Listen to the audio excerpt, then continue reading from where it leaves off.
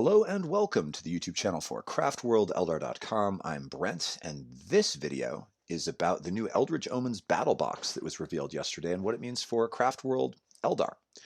Now, it's at least possible that a few of those of you who are listening to this video might actually have been too busy on December 25th to have seen the big Warhammer holiday news, a battle box featuring a showdown between Craftworld Eldar and Chaos Space Marines.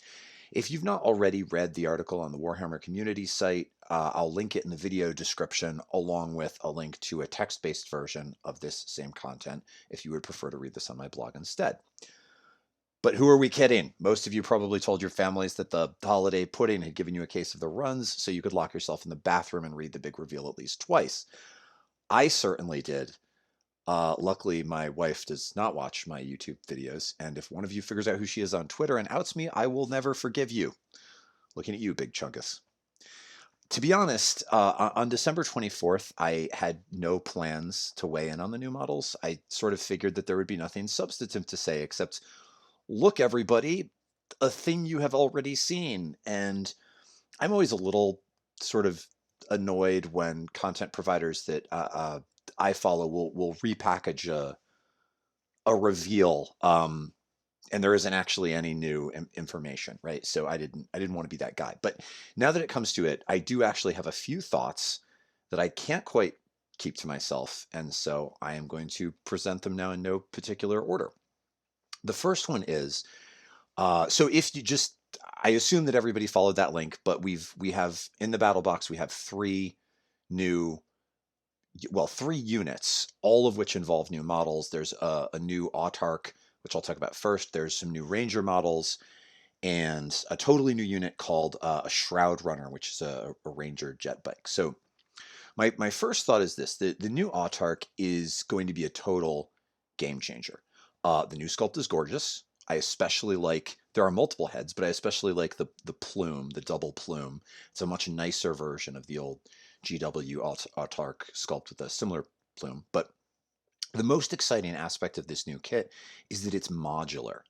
As we know from the, now I'm going to do that thing I said I don't like. This flashy Space Elf hero comes with 3 heads, 2 melee options, 4 ranged weapons. Those different heads, right, are going to be because presumably different aspect warriors have helmets that do different things. So one is probably a striking scorpion helmet, one might be a howling banshee helmet.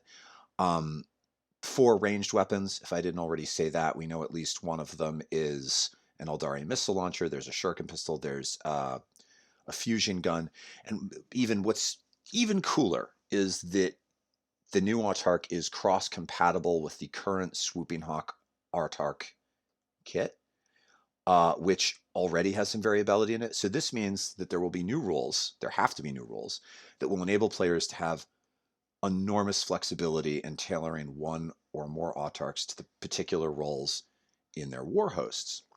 Now, there will be at least 12 different possible Autarch builds, presuming that all of the... So the way the Autarch currently works, you either take an Autarch with a spear, or you take the Autarch with the wings and the fusion pistol and the sword, or you take the one on the bike. And there's a little bit of flexibility, trivial flexibility sort of with each of those, but there are just sort of these 3 different, somewhat static, slightly variable Autarch builds. And now it looks like you're going to be able to mix and match to be able to build an Autarch with one of, several different weapons for both shooting and melee, and several different helmets with different bonuses, and either Swooping Hawk wings or not Swooping Hawk wings, which is super cool. In practice, I think that there will only be 3 or 4 competitive picks, probably some kind of backline Autarch, probably with a Reaper launcher who can buff support units while adding some of her own firepower, and there will maybe be like a midfield Autarch who will have Swooping Hawk wings, maybe a fusion gun, and perhaps a Starglaive who can buff, it depends on what is going to have core in the codex, right? But buff sort of units that are forward of your deployment zone, add some firepower with the fusion gun, benefit from Lookout Sir, and then jump into the fray when she needs to with a good melee weapon. And maybe there'll be a build for like an assault Autarch who's got the wings, a Starglaive, a Banshee helmet, and will maybe function a bit like a Smash Captain. This, which is just a brutal Space Marine character with a jump pack that you throw at most things and it will kill most things in a turn. We might not hit that hard with the Assault Autarch, but I bet it's going to be pretty freaking good once the Codex comes out. The third option will definitely compete with the Jetbike Autarch, which already sort of wants to be that, and it is distinctly possible that one of the two, right, either the Winged Autarch with, maybe the Glaive and the Banshee helmet, or the Jetbike Autarch will be sort of the obvious pick for an Assault character for matched play. It's also possible that some Craftworld specific melee relics might change the calculation for particular subfactions. So, for example, maybe the Winged Autarch will be the Assault Autarch for everybody but Samhan, and then if you take into account some new Samhan relic or Warlord trait, obviously you'll want that one, or vice versa. Who knows? But there will be some kind of Assault Autarch option that will be powerful. This whole notion of a viable frontline Autarch that's good, right, that isn't that Samhan Autarch with the Nova Lance, which is pretty good already, depends on the Autarch, the new Autarch having a better profile than the current one, and so I am just assuming that there will be a new datasheet in the box set. This is, I think, inevitable for a couple of reasons. All you have to do is look at the other contents of the battle box to make this inference. So there will be a new datasheet. Aside from that one HQ unit, the Autarch, Craftworld's players get 4 Rangers with the usual long rifles, and one model with some sort of mysterious new equipment that might be some kind of floating pancake maker for a Scout Ranger who's also on the path of the Baker, or the path of the Line Cook. The Craftworld's portion also gets 3 new Scout bikes called Shroud Runners, Ranger jet bikes. And these have an anti-infantry loadout, which I'll talk about later. The Chaos player, on the other hand, because half of the Eldritch Omens box is Chaos, gets Chaos Space Marines, gets a Warpsmith, which is a character that can either repair or damage nearby vehicles. 5 Chaos Space Marine elites. These are called Chosen. They get all kinds of cool weapons. Until they get a new codex, they only have 1 wound. Presumably they'll go up to 2 wounds too. Maybe they'll go up to 2 wounds in this battle box with their data sheets. Who knows? And then a kit that can either be built as a Forge Fiend or a Mauler Fiend. The Mauler Fiend is a terrifyingly powerful demon engine, melee demon engine that heals. If you have the Warpsmith in your lists, it heals D3 plus 1 wounds per turn because it heals 1 wound naturally, and then the Warpsmith can add healing. So it's this incredibly hard-hitting, brutally durable with that sort of healing power unit. And so even without knowing exactly what the new Ranger special weapon does or what the profile for the Shroud Runners is going to be, it seems likely that in order for the 2 forces in the Eldritch Omens box, those 3 Craftworlds units and those 3 CSM, Chaos Space Marine units, to be balanced against one another, the Autarch is going to have something other than the Reaper launcher to threaten the Mauler Fiend in melee. And the model on the box is depicted with a Starglaive. The current rules for the Starglaive is that it's -1 to hit. It does strength times 2 damage, which the Autarch is only strength 3 at the moment. So a Mauler Fiend, which is toughness 7, it would hit the Mauler Fiend on a 3. It would wound the Mauler Fiend on a 5+. It would go through most of the Mauler Fiend's armor. There would still be a save. And then if it wounded, it would do D3 damage. I don't think that I don't think that that's going to work well. So especially given that the Autarch in this box set can't have swooping hawk wings, so it's not like you can kite the Mauler Fiend and run around the field and plink it, except with the bikes. So I think what we're going to see is either a new data sheet for the Autarch that, at the very least, the new data sheet will include rules for the new weapons, right? So it has to be a data sheet that allows the Autarch to take a Reaper launcher, which currently Autarchs can't. Historically, they've been able to. They cannot at the moment. And if there's a new data sheet with new weapons, maybe some of the weapons get an update. So maybe the Starglaive is no longer -1 to hit. Maybe it does some other cool thing. Maybe the Autarch has an update to its stat line. Maybe it has an extra attack. I think that could be reasonable to hope for. Maybe even more than one. But there will be some sort of update to the rules for the Autarch. There has to be an update in order for the loadouts in the box to be usable. That will make the model better and provide new ways that we can build it, even while we're waiting for the codex. There is, of course, a slim possibility that I'm not right about this, that we'll just see very basic patches to the data sheets to make the weapons usable, and we'll have to wait to actually see the new stat lines. I don't think so, only because I suspect that GW will want to release the content for the battle box and then have that remain up to date when the codex drops, which it looks like is going to be at least a month or two later. And they might not have originally planned it that way. It just seems weird to release a rule and then a few weeks later update the rule with something new. So I think it's reasonable to hope that the data sheets in the new battle box will reflect the new data sheets in the codex. I'm certainly hoping for that. But even if they do, the Autarch in the battle box still won't be as good as the Autarch post 9th edition codex, for the simple reason that we can expect that book to have powerful relics and warlord traits, which presumably will take these models to the next level, in the same way that the Drukhari Codex, the Drukhari Archon, which is a combat melee character that buffs nearby units, much like an Autarch, it got way better with the Drukhari Codex, but with access to warlord traits and relics, they're even better. They're really good. So I think that we'll probably see the Autarch get similar treatment. So if I'm right about that, if I'm right about most of this even, there are two concrete takeaways here. One, when you do get a hold of the new battle box, you probably do not want to build the Autarch as it is depicted in the Warhammer community article and on the cover of the box. That is, with both the Reaper launcher and the Starglaive. I don't think that build is going to make a lot of sense. The Glaive will probably cost more points than the other option, the Striking Scorpion Chainsword, probably. And the Reaper launcher is obviously a pick for a backline Autarch who is unlikely to need a powerful melee weapon unless she has wings, right? There might be some version of this later on where you give her the Reaper launcher, but you put wings on her and she has a melee weapon, so she starts the game in the backfield and then she can jump. I don't know. Maybe really good players will do something like that and it will work. But I think it's a safe bet that the Autarch coming in the box doesn't have wings as an option. And so I don't think you're going to want to put the most expensive melee weapon on an Autarch with a launcher. The combo depicted on the front of the box probably only makes sense for matchups between the lists made exclusively from the enclosed units that have been balanced.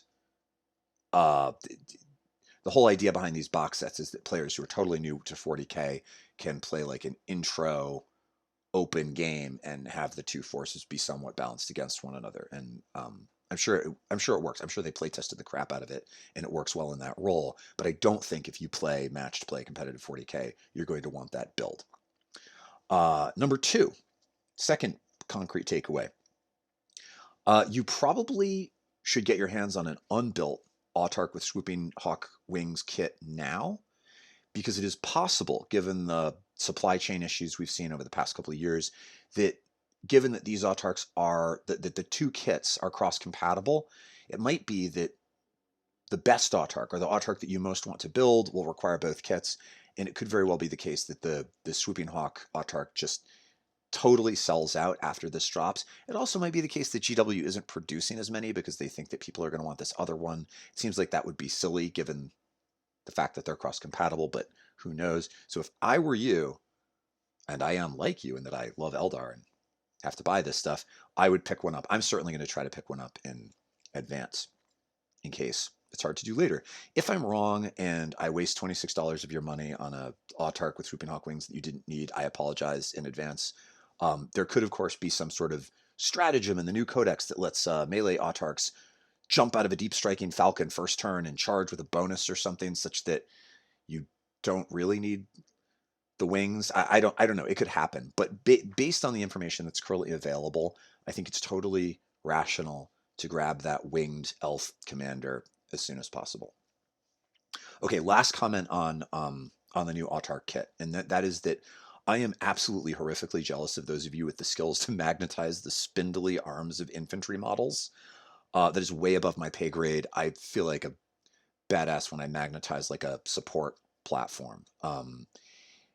I've seen, I bought some Harlequins on eBay, which I glued their arms before realizing that they were with magnetized arms. That just the idea of trying to do that with a Dremel terrifies me. But at least a few of you, clever autarks out there listening to this, were once on the path of the Bone Singer, and you will be able to grant yourself access to any build with just 2 kits, and that is amazing and enviable. But if you're like me, probably you're eventually going to want to add so many different versions to your collection that you're going to have to buy several kits in the long run, especially when there's a new codex with updated relics.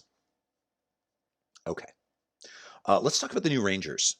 So the new sculpts are gorgeous, objectively. They look like cool space elf Fremen wearing French and Indian War style leggings, which is awesome. But also that there's new special gear that implies an evolving role for Eldari Rangers, something other than the backline objective holders that they have been historically. In fact, as that mine or drone or pancake maker or whatever it is probably not a ranged weapon like a gun, I think it is reasonable to hope that these new Rangers will either be able to forward deploy or to engage in other shenanigans that involve setting them up in the midfield with some sort of weird bonus from that thing. So many factions that have already been updated for 9th edition already have access to units that can forward deploy. That is, to deploy anywhere on the table that's at least 9 inches from enemy models before the game begins.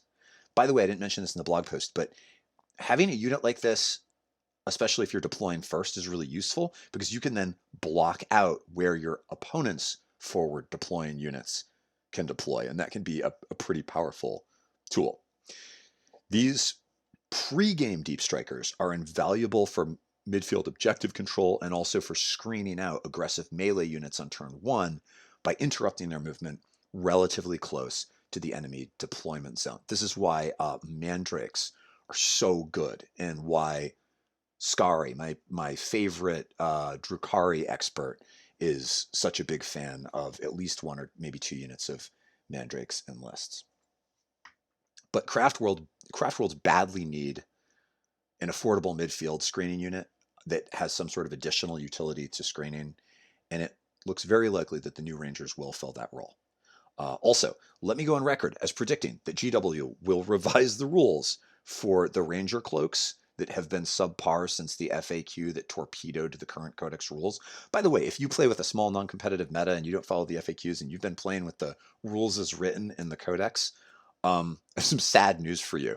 That is not how the cloaks currently work. They're pretty bad. Rangers are currently having a single unit of Rangers to help with secondary objectives is not bad. It fills a troop slot, but I think it's reasonable to hope that the data sheet in this battle box and whatever that new weapon is and whatever they're going to be able to do now will just make them dramatically better. It would make sense, lastly, if that new Ranger weapon, whatever it is some sort of trap, or can be some sort of trap that also affects vehicles, as it would provide additional utility against that potentially Mauler Fiend that comes in the box set to slow it down or do some damage to it or stop its movement or whatever. Alternatively, it might be a device that buffs the Rangers defensively, who knows, but whatever is the case, the new data sheet should substantially increase the potential of Rangers in the field. Also, you might start thinking about how you can kit bash with your existing Ranger units. I have a ton of Rangers. You can kit bash something that looks like that floating robotic bartender / pancake maker. That could be a fun project while you wait for the new codex, so that when it drops, you potentially could have multiple units of Rangers that have the thing, whatever that is, instead of the 1 or 2 you got in the 1 or 2 box sets you got.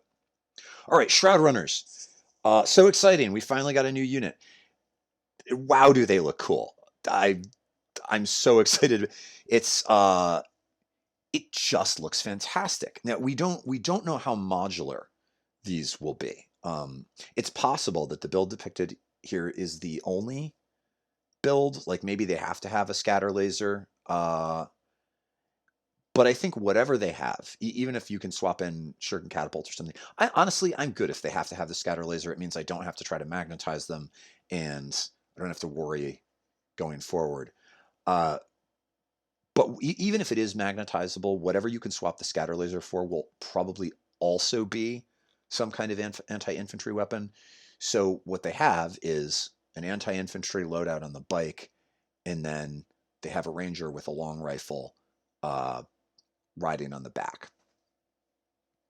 Now, maybe Shroud Runners will be able to forward deploy, right? Like I'm hoping the Rangers will be able to. Or maybe they will have a pre-game move, like the AdMech horse dogs that drive me crazy. Or maybe even both. Wouldn't that be cool if you could deploy 9 inches away from your opponent and then freaking move probably like 16? You could be in their deployment zone turn 1. And because these things presumably don't have a melee profile, I think that's not actually that insane to hope for. It's honestly not different from the AdMech flyers that can be in our deployment zone turn 1. So here's hoping. That would be so neat and very Eldari. At the very least, we can assume that they will be effective at eliminating hard to reach objective holders, right? That pretty good anti-infantry loadout will definitely be able to clear a backfield objective of something like guardsmen or I don't know, Ripper swarms or something. They'll also be good at sweeping away our opponent's own forward deployment units. So if, for example, you're playing against Drakari and your opponent is setting up mandrakes in the midfield, well, these things can zoom out maybe and pop those mandrakes before they can mess with you or block your movement or whatever. And that's super cool. That's enough of a reason to think about including them right there. It doesn't currently look like Shroud Runners will have enough sniper fire to reliably eliminate even a fragile enemy support character, right? Because if there's 3 bikes and each one has 1 long rifle, that's 3 long rifles. Now, maybe in combination with other ranger units, if those other ranger units can get line of sight on what it is you want to hit without the mobility of the bikes, maybe character assassination will be a reasonable strategy for the bikes, especially if the long rifle improves its profile or there's some sort of relevant stratagem to help rangers with character assassination in the new codex. It's probably good in combination with other things, but I think that we can't expect, assuming that this is a unit of 3, I think that's a reasonable assumption. There would then be, 3 Craftworlds units and 3 Chaos Space Marine units in the box set. Assuming it's a unit of 3, it's just not, there isn't enough in a single unit. There's not enough sniper fire to get the job done. Arguably, I think the more important role for the new bikes might be to control enemy movement by screening out enemy melee units, or honestly, even screening enemy shooting units that are pretty fast that are trying to get into position to draw a bead on something. So, if you zip into the lane where they would need to move and turn all the bikes to block movement, potentially you could screen out all kinds of enemy units. The only issue with Shroud Runners in this screening role is that they're probably going to be fairly expensive. So the chaos models in the box amount to 300 points. And so the cost for the craft, about 300. I think it's a little bit under. It depends on what loadouts you give to the chosen. But it has to be similar for Craftworlds because the 2 forces are supposed to be balanced against one another. And presuming that the Rangers plus the Autarch add up to no more than 180 points, hopefully not even that much. And I think that's a reasonable supposition. In fact, it seems certain based on similar units and updated codexes. These bikes would still need to cost around 40 points per model around. So 3 of them are pretty expensive as a speed bump unit. Even if they come in a little under 40 points, right? If they're like in the mid to high 30s, they'll still, 3 of them is over 100 points, 105, 110, who knows. That's still pretty expensive for a unit that you're sacrificing as a speed bump, especially if you have 2 of those units. On the other hand, if they carry a native -1 to hit, which I assume they will, and they have other shenanigans to increase their durability, which they probably will because they're rangers, they might actually end up being resource intensive enough for an opponent to eliminate to be worth their cost, even in a sacrificial role. That's kind of what I'm betting, is that they're going to be annoyingly hard to destroy. And so it might be okay that they're a much more expensive move blocking unit than, say, Mandrakes. Here, what is clear is that Shroud Runners will probably add some sort of new utility to Craftworld's list that currently does not exist. No other unit is providing. And this means you're probably going to want at least 6 of these in your collection because, as I have said before, in almost all cases, a unit that is worth having 1 of is worth having 2 of. And if I'm correct that and also there are other bikes with 2 riders, right? Harlequin, uh, the Harlequin attack bikes have 2 elves on them and 3 wounds. I don't know if these will have 3 wounds or 2 wounds, but I think because 3 come in the box set, it's likely that it will be a unit of 3. It certainly will not be less than 2. It will probably go up to 6. And so the ability to have 2 small units or completely fill out 1, I think, is probably going to be the minimum for competitive players who are collecting, who want to add these. And that means that impatient autarchs intent on full access to the bounty of the Craftworld's Warhost will probably want to either buy 2 battle boxes if they can, or to trade the Chaos Space Marine half for another Craftworld's half, as it will be several months before we can expect to see any of these units for sale on its own, if the past is anything to go by. And it seems likely that it will be. What do we have to go by other than the past? But let me also go on record as saying that I think that the CSM for Craftworlds trade, where you trade the Chaos Space Marines and get Craftworlds, is going to be harder to pull off than the reverse. There are going to be more people wanting to make that trade than the reverse. And this is simply because there's more in this box to excite Space Elf enthusiasts than there is to satisfy the warp-corrupted lust of Chaos Space Marine commanders. They only have 6 new models in this box, and none of those models is a new unit. So it's just obviously much more desirable for Space Elf players, even though Chaos Space Marine players too, I think, have been hungering for an update to their faction. It's just not an equivalent incentive. So there it is. Even though we didn't get the new Aspect Warrior sculpts that many of us were expecting, the Eldritch Omens box set is a super exciting moment for autarchs everywhere. Personally, I will be trying to get my hands on 2 copies, plus an additional winged autarch kit for the reasons I mentioned before. And I imagine many of you will be hoping to do the same. If you have your own thoughts on what these new units mean for Craftworlds, please share them in the comments section below. If you liked this video, please say so in the comments section below and consider clicking like, as that will help promote the channel. That's it, guys. Thanks so much. I am hugely excited to find out when we will actually be able to pre-order this, as I'm sure all of you are. And I'm sure that I will talk to you again before that happens. Thanks so much. Enjoy the end of 2021.